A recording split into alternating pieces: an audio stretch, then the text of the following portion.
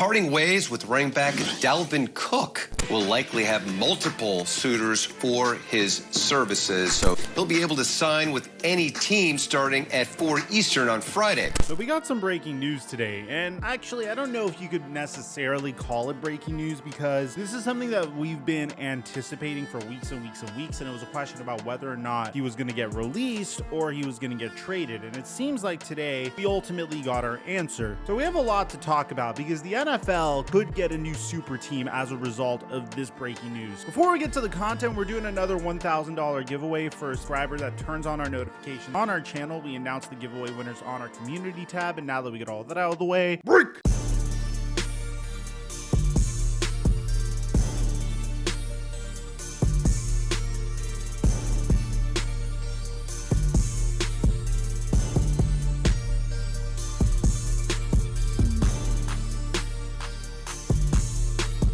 So we have a $1,000 giveaway from Prize Picks. They're giving 5 of us a chance to win $1,000. All you have to do is click the link in the description down below to sign up for a chance to be selected to make a 5-pick flex to win $1,000. Use my promo code Mikerophone to get up to a $100 deposit match on Prize Picks. Let's get to the video. Mic check 1 2 1 2. What's going on, everybody? We've talked about it a lot on this YouTube channel. The running back market is at an all-time low, unfortunately. You could be coming off of one of the better seasons of your career, and just from the sheer fact that your NFL team is speculating that you're about to run out of gas, you're not going to be worth paying anymore, they will be happy to cut you loose. Sort of saw this with Ezekiel Elliott to a certain degree, although Ezekiel Elliott was slowing down considerably even before he got cut, and his contract was just egregious. I mean, the amount that Ezekiel Elliott got paid is the second most in NFL history, which is insane if you think about it. But he got cut at the age of 27.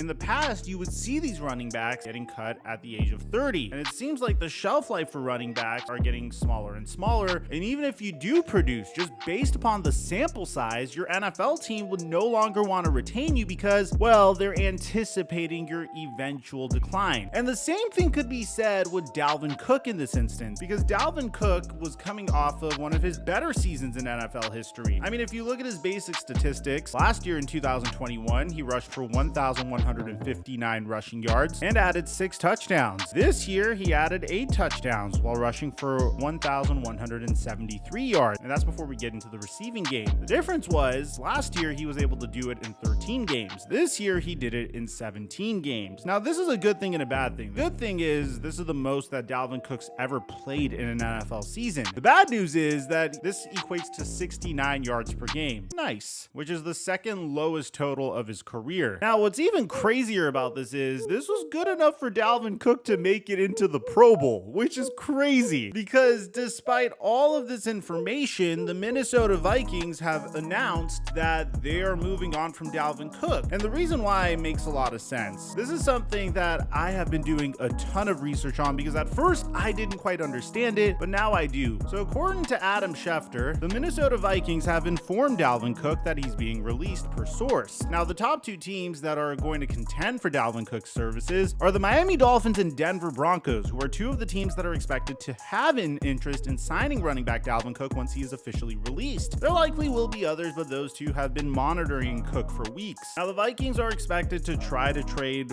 Dalvin Cook one more time today, and if they are unable to, they would plan to process his official release on Friday per source. I guess you could say that this is one of those scenarios that the team is leaking out. Hey, we're planning on releasing this guy. Anyone want to trade us like a 6th round pick for him? Just pretty much what the Phoenix Suns are doing with Chris Paul in the NBA, which we made a video on our Flight Mike basketball channel. But once they do this, the Vikings will owe Dalvin Cook $2 million this year once they release him. By releasing him after June 1st, they will also save $9 million in cap space while taking on $5.1 million in dead money on their 2023 cap. Now, this is why it's insane. Again, Dalvin Cook is coming off of his 4th straight Pro Bowl season, rushing for 1,173 yards and 8 TDs in 2022. His career in Minnesota ends after 6 years where he totaled 5,993 rushing yards, 1,794 receiving yards, and 52 total TDs. He'll turn 28 years old in August 28th. This has been part of a very interesting Minnesota Vikings season because they moved on from Eric Kendricks, Adam Thielen, Dalvin Cook. They swung a huge trade involving Yannick Ngakoue recently. And then they're currently listening to trade offers for longtime pass rusher Danielle Hunter. In our last video on this topic, we mentioned that the Minnesota Vikings are trying to get younger, but this seems to be a little aggressive. What is the upside of cutting Dalvin Cook? Why would you want to move on from him for Alexander Mattison, which I think fantasy football owners will all agree is more than capable of being a great running back in the league and potentially shouldering the load? Well, in order to truly understand why this is happening, you have to understand Kevin O'Connell, the head coach of the Minnesota Vikings, and the background that he is coming from. Kevin O'Connell comes from the Sean McVay coaching tree. And if you pay attention to Sean McVay's career, when he started with the LA Rams, who did he build his offense around? Yeah, you might be thinking Cooper Kupp. No, it wasn't Cooper Kupp. It wasn't Jared Goff. It was Todd Gurley. Started his career by building an offense around Todd Gurley. That jet sweep offense that you are currently seeing run around the NFL was primarily built for Todd Gurley. And the misdirection was to take advantage of Todd Gurley's agility. Once Todd Gurley's injuries ruined his career, Sean McVay had to pivot. And what did he pivot to? Well, he decided that, hey, you know what? Running backs aren't necessarily the type of player that you want to build an offense around because that's way too volatile. They could be good now, and in a year from now, they could be a shell of their former selves. And Sean McVay ran it back with Todd Gurley once he returned from injury, and he clearly was a shell of his former self. And in the LA Rams Super Bowl run, when they made it to their first Super Bowl that they inevitably lost to the New England Patriots, Todd Gurley wasn't available. And they tried to run that same offense around CJ Anderson. It didn't work. And also Bill Belichick ran the 4-6 Bear defense against them, and it did more than enough to stop Sean McVay's offense. And I'm just trying to summarize this as much as I possibly can. The point being that Sean McVay decided, you know what? I'm going to start building offenses around wide receivers. And that's why you saw the Rams trade for Matthew Stafford and Cooper Kupp dominating in the way he currently is. Kevin O'Connell comes from that same coaching tree, and he was placed in, I guess, a similar position, although he may have automatically decided that he wasn't even going to bother building an offense around a running back. Kevin O'Connell was brought in to build an offense around a player that without a doubt could be the best player in the NFL, and that's Justin Jefferson. He doubled down on the wide receiver position this past offseason. So all of this makes a lot of sense, but where do you think Dalvin Cook is going to go to now that he officially got released? Well, my top contender is going to be the Miami Dolphins. Dalvin Cook went to Florida State University, and I can't believe he got released, by the way, because Dalvin Cook was drafted to be Adrian Peterson's replacement. But I digress. The Miami Dolphins are the perfect team here. You have Mike McDaniel, who will, without a doubt, build a remarkable rushing attack with Dalvin Cook in that offense. You have Tua, who is still on a rookie scale contract, and if Dalvin Cook does go to the Miami Dolphins, I don't think it's a stretch to say that they would be a super team in my opinion. Now, here's the thing. Super teams in the NFL don't necessarily mean that you're automatically winning a Super Bowl, but they are a very entertaining storyline to follow. I mean, tell me if this sounds like a super team to you, assuming that Tua could stay healthy. But even if Tua can't stay healthy, Mike White leading this team, I think we're good. At the running back position, you would have Dalvin Cook, Raheem Mostert, and Jeff Wilson Jr., and the Miami Dolphins' new draft pick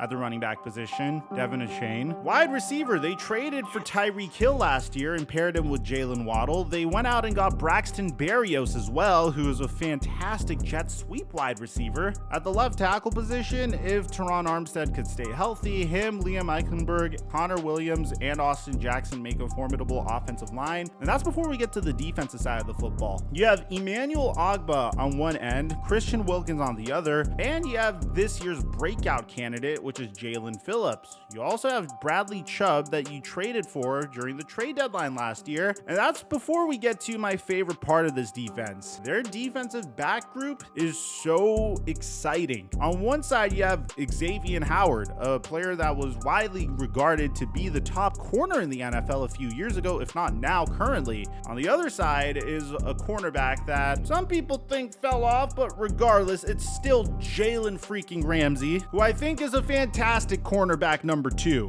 And then you have a player that is widely considered to be one of the best safeties in the NFL in Javon Holland. You combine that with the fact that Dalvin Cook went to Florida State University, I think there's a good chance that Dalvin would choose a team like the Miami Dolphins over a team like the Denver Broncos. Now, there's one catch that could make the Denver Broncos a little bit more appealing than the Miami Dolphins. I know we're thinking about how the Denver Broncos don't have so much momentum recently as a result of their horrific Nathaniel Hackett, Russell Wilson Wilson season last year. But it's important to note that the Denver Broncos don't necessarily have as deep of a running back unit as the Miami Dolphins. And even furthermore, there is a risk that if Dalvin Cook does join the Miami Dolphins, he'll just be part of a very supercharged RBC. Whereas he may have a much more prominent role with the Denver Broncos, depending on the health of Javonte Williams. Behind Javonte Williams, they have Samaje Perine. And I honestly think even if he did go to the Broncos